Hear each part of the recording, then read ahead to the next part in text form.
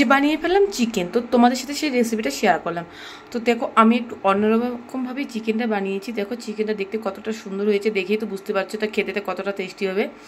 যাই হোক, আমি প্রথমে চিকেনগুলোকে এভাবে ধুয়ে নেব। এখানে 1 কিলোর মতো চিকেন রয়েছে, তো চিকেনগুলোকে এখন ধুয়ে নেব। ধুয়ে ফ্রেশ করে এর মধ্যে আমি এখন একটু ম্যারিনেট করে নেবো। তার জন্য আমি দিয়ে দিয়েছি এখানে কিছুটা লবণ, 1 চামচের মতো হলুদ গুঁড়ো, আর দিয়ে দেবো কিছুটা সরষের তেল।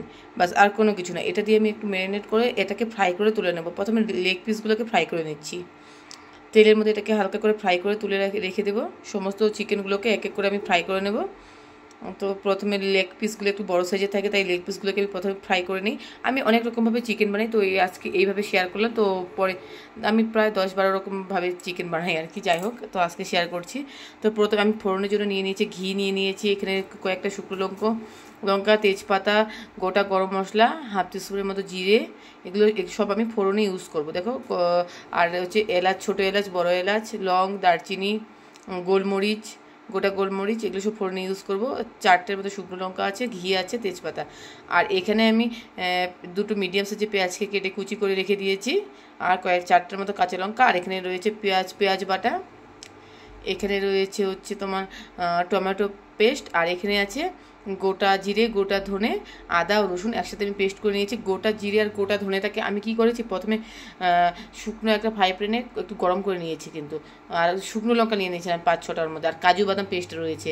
আর আমি জিরে ধনেটা কিন্তু গোটা জিরে ধনেটাকেই আমি পাউডার বানিয়ে নিয়েছি। আমি কিন্তু এখানে কোনো পাউডার ইউজ করিনি আর কি, পেস্ট করে নিয়েছি। গোটা জিরে আর ধনেটাকে ফ্রাই করে নিয়েছি গরম কড়াইতে, তারপর ওটাকে আমি পেস্ট বানিয়ে নিয়েছি।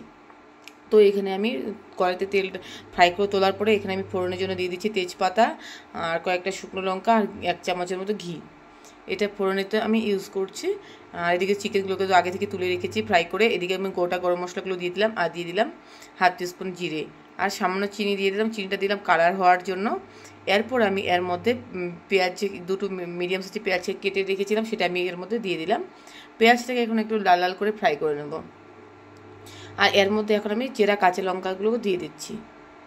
এই ফোড়নের মধ্যে পেঁয়াজটাকে সুন্দরভাবে লাল লাল করে ফ্রাই করে নেব। এখন পেঁয়াজটা আমার লাল লাল ফ্রাই হয়ে গিয়েছে। এখন আমি প্রথমে এখানে 2টো মিডিয়াম সাইজের পেঁয়াজকে আমি পেস্ট করে রেখেছিলাম, সেই পেঁয়াজের পেস্টটা আমি এর মধ্যে দিয়ে দিলাম। আমি পেঁয়াজ পেস্টটাকে আগে ভালোভাবে ফ্রাই করে নিচ্ছি আর কি, লাল লাল করে পেঁয়াজটাকে সুন্দরভাবে পেস্ট করা পেঁয়াজটাকে ফ্রাই করে নিচ্ছি। এরপরে আমি আদা রসুন জিরে যা কিছু আছে ওগুলো পরে ইউজ করব। প্রথমে আমি যখন দেখবো তেল ছেড়ে আসছে পেঁয়াজ বাটার থেকে, তারপরে আমি এগুলো দিচ্ছি। এখানে আমি ধনে, জিরে, শুকনো লঙ্কা, আদা ও রসুন একসাথে পেস্ট করে নিয়েছিলাম।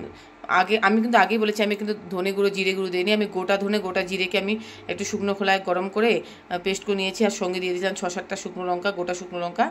তো এগুলো সমস্ত উপকরণ একসাথে পেস্ট করে নিয়েছি। তোমরা কিন্তু এইভাবেই অবশ্যই করবে। এই রান্নাটা কিন্তু আমি গুঁড়ো মশলা ইউজ করছি না, তোমাদের আগেই আমি বলে দিচ্ছি। সমস্ত উপকরণ আমি পেস্ট করে নিয়েছি। এখন আমি মশলাটা ভালোভাবে কষিয়ে নেব। কষিয়ে নেওয়ার পরে এর মধ্যে আমি লবণ দিয়ে দিলাম স্বাদ মতো, আর দিয়ে দেবো হলুদ গুঁড়ো। এবার লবণ হলুদটা দেওয়ার পর আরও একটু ভালো মতো কষিয়ে নেব সুন্দর করে। আর মশলা থেকে তেল ছাড়ার পর্যন্ত ওয়েট করবো। তেলটা ছেড়ে এলেই ওই টাইমে আমি টমেটো পেস্ট দিয়ে দেবো। আমি 2টো মিডিয়াম সাইজের টমেটো নিয়েছিলাম। আমি কিন্তু 2টো টমেটো দিয়েছি, যেহেতু 1 কিলো মাংস, হাফ কিলো আমি একটা টমেটোই দিতাম। তো 1 কিলো মাংস দেখে আমি 2টো টমেটো দিয়েছি আর কি। যাই হোক, আমার আরেকটা কথা বলে রাখি, যে হচ্ছে আমার কিন্তু কোনো লাইটের ব্যবস্থা নেই, শুধু প্লেন মোবাইল দিয়ে আমি মানে করছি, কোনো রিং লাইট বা কোনো কিছু নেই। তো তাই কালারগুলো একটু অন্যরকম আসে। যাই হোক, তো এর জন্য কিছু মনে করবো না। আর আমরা যেহেতু কোয়ার্টার থেকে, তাই আমার কিচেনটা একদম ছোটো, আলো কম আসে, তাই একটু কালারগুলো অন্যরকম লাগছে। কিন্তু কালারগুলো যেরকম আর কি সেরকম একটু কেমন কেমন যেন লাগছে, অন্ধকার অন্ধকার। যাই হোক, এটার জন্য সরি, আমি আগে বলে দিলাম। এরপর মশলা থেকে তেল চলে আসলে, মশলা কষানো হয়ে গেলে ভালো মতো, এরপর আমি ভেজে রাখা চিকেনগুলো দিয়ে দিলাম। আর এবার এখানে দিয়ে দিচ্ছি একটুখানি গরম মশলা গুঁড়ো, আর হচ্ছে কাশ্মীর লাল লঙ্কা গুঁড়ো। কাশ্মীর লাল লঙ্কা গুঁড়ো আর গরম মশলা গুঁড়ো দিয়ে এটাকে ভালো মতো কষিয়ে নেবো আর একটু। তারপরে আমি কাজু বাদাম পেস্ট দিয়ে দিলাম। কাজু বাদামটা আমি লাস্টে ইউজ করলাম কেন, এটা ছিটে যায় খুব। কাজু বাদামটা দেওয়ার পর আমি এখানে জল দিয়ে দিলাম সামান্য, কারণ মশলাটা পুড়ে যাওয়ার চান্স আছে। দেখো, সমস্ত মশলাগুলো শুকিয়ে আসছে, সেই জন্য আমি যাতে পোড়া না লেগে যায় সেই জন্য আমি জলটা দিয়ে দিলাম। জলটা দিয়ে ভালোভাবে চিকেনের সঙ্গে সমস্ত মশলাগুলোকে আমি ভালোভাবে মিশিয়ে নিচ্ছি। মিশিয়ে এটাকে একটুখানি কষিয়ে নেব। দেখো, জলটা না দিলে কিন্তু সত্যি পোড়া লেগে যেত, দেখতেই পারছো। আর এই রান্নাটা একটু ধৈর্য সহকারে একটু সময় দিয়ে করতে হবে, বুঝতেই তো পারছো। এরপর আমি এটাকে ঢাকনা চাপা দিয়ে দেবো, একদম লো আঁচে রেখে দেবো 10 মিনিটের মধ্যে, একদম লো আছে কিন্তু কোনো রকম আঁচ বাড়াইনি। আর ওই যেটুকু জল দিয়েছিলাম ওইটুকু জল দেখো। এরপরে আমি 10 মিনিট পরে ফিরে এলাম, ঢাকনাটা উঠানোর পর দেখো কতটা সুন্দর তেল ছেড়ে আসছে না। আর দেখো মাংসটা দেখতে কালারটা কত চেঞ্জ হয়ে গেল। তো এইভাবে ঢাকনা চাপা দিয়ে এইভাবে এই রান্নাটা আমি করে থাকি। তো যাই হোক দেখো কালারটা কতটা সুন্দর হয়েছে।